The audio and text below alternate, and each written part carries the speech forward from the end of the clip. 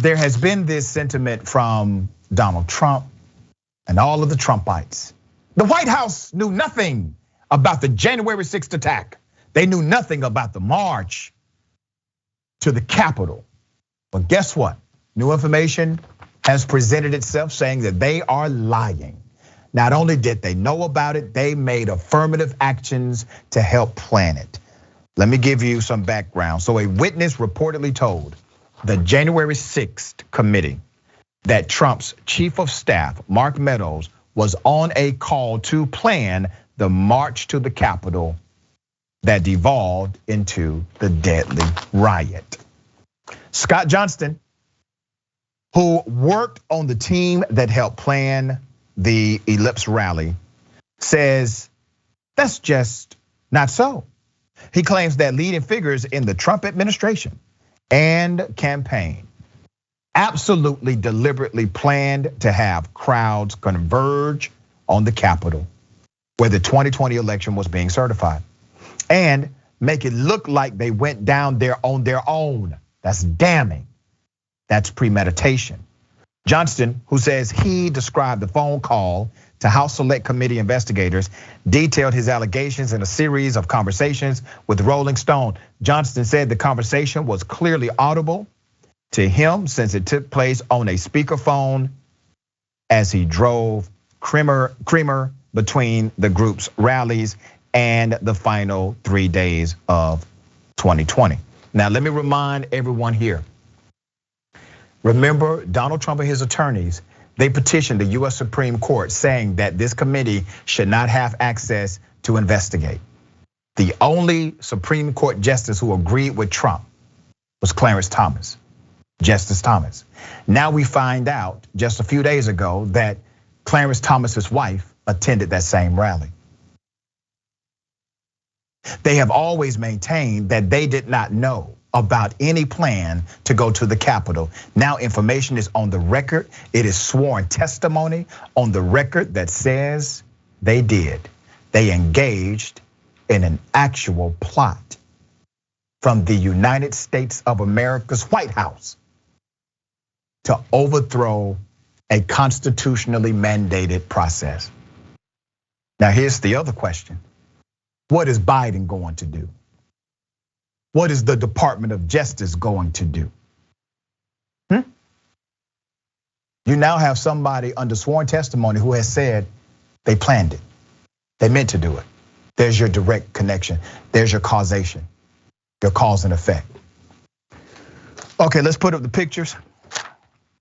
Johnson says he overheard Mark Meadows, then former President Trump's chief of staff, Katrina Pearson, Trump's national campaign spokeswoman, talking to Kylie Creamer, the executive director of Women for America First, about plans for a march to the Capitol.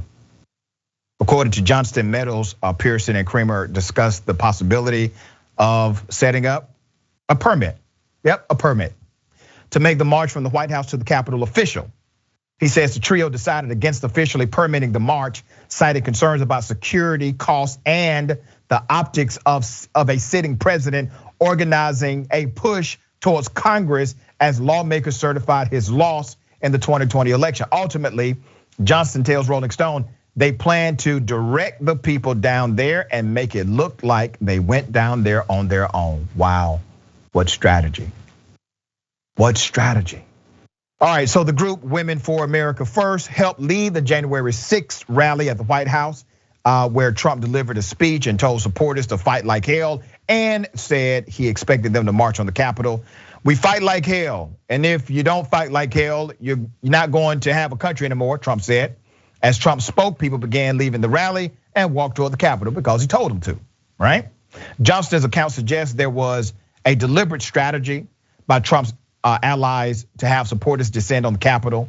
Such a connection would implicate top White House and campaign officials and drawing crowds to Congress without a permit, a step that could have required added security and may have allowed law enforcement to better prepare for the day's events, according to Johnston. Rally organizers were constantly using burner phones, cheap prepaid cell phones that can be harder to trace because they're not personally identified with the user or user's account, to talk about potential permits and plans for a march with Trump aides. On December 20th, 2021, Johnston testified to the House Select Committee investigating the Capitol attack that he provided Rolling Stone multiple pieces of documentation showing his interactions with the committee. Johnston also says he told investigators that he knew the call took place on a burner phone in the final days of 2020 because the discussion came right after Kylie directed him to purchase 3 phones for her group. I'm the one that bought the burner phones. Oh, there's more. A source familiar tells Rolling Stone that committee investigators have asked Amy Creamer, Kylie's mother, and the chair of the Women for America First about their use of burner phones. So there's an investigation. The source, who spoke on the condition of anonymity due to the sensitivity of the ongoing investigation, said Amy has denied using the devices. The source did, however, confirm that key phones used by the rally organizers were purchased in California. That corroborates the account from Johnston, who says he told committee investigators that he bought the phones at a CVS in Cathedral City, California. The committee is also seeking Meadows' phone records via subpoena sent to Verizon, but the former White House chief of staff sued to block the subpoena. The case is ongoing. Now, who buys burner phones? All right, drug dealers and people that work for Donald Trump. That's who buys burner phones. Why are they buying burner phones? They got regular ass phones. If they believed that this was as up and up as they said, why do they need a burner phone out of California in order to talk to each other about something happening in Washington, D.C.? Because they knew likely subpoenas were going to come. They knew they would probably be under investigation. They knew what they were doing was against the law. It was illegal. Now, damn it, when are they going to jail? Ben. Yeah, I mean, there's so much to this. There's literally so much to this. We now have a witness testimony who is connecting these individuals to this crime. It's a very obvious crime that was committed. Literally trying to overthrow the government is theoretically the most illegal thing that you could do. And so at this point, the question is, why are there not arrest warrants already in the news about oh, so-and-so has arrested these people who are involved? What is the Biden administration doing? Why are they taking this so slowly? There are already people in jail for this insurrection. Now we've got this evidence that seems pretty clear, and I would like to see it adjudicated in court. I would not like it to be adjudicated in the midterm elections or the next presidential election. That's not where this should be adjudicated. And I get that there's this historical precedent of not, prosecuting political figures, they're in Washington, D.C., we need decorum. No. This is not the time for decorum. Decorum was broken 2 years ago, okay? Yeah. Decorum was broken during the January 6th insurrection. This is the moment to pull every stop that you have to make sure that these people are not allowed to maintain positions of power. Very well said.